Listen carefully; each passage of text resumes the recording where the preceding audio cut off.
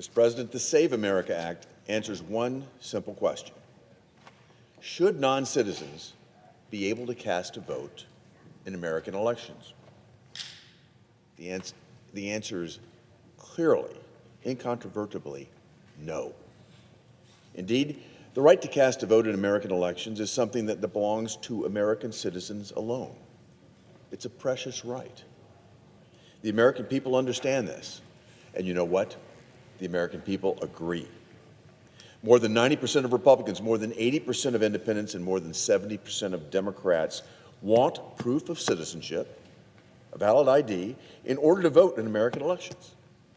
Why wouldn't they? Mr. President, with such a groundswell of support from the American people, it makes me wonder why my colleagues on the other side of the aisle don't support voter ID.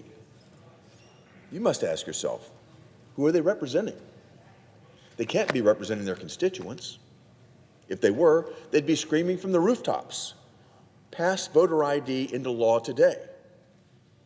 But they're not. They're not. Then you ask yourself, who is their constituency? Is it illegal aliens? Someone in a far-off land they've never met? Are they representing some moneyed interest that are opposed to voter ID? These are all valid questions, but the bottom line is this. The opponents of the Save America Act are not representing the will of the voters, including those of their own party. Voters across this nation are not being represented. I can tell you that whether I'm back in Tennessee or here in Washington, I constantly hear from my constituents about the need to pass this piece of legislation. Tennessee requires an ID to vote, and we have the strongest election integrity laws in the United States. We get it in Tennessee. Tennesseans, like the majority of Americans, understand that every vote cast by an illegal immigrant or anyone who isn't a citizen disenfranchises an American citizen.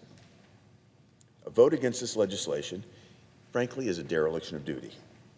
It's further proof of what I think many Americans feel about Congress, that the politicians they sent to Washington don't care about their views and can't be bothered to represent them. Americans are frustrated when the very second a politician is sworn in, that politician seems to forget all about the very people that they took a solemn oath of office to represent, defend, and protect.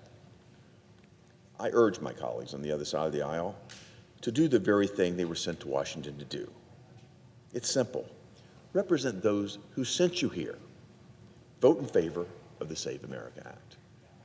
Thank you, Mr. President.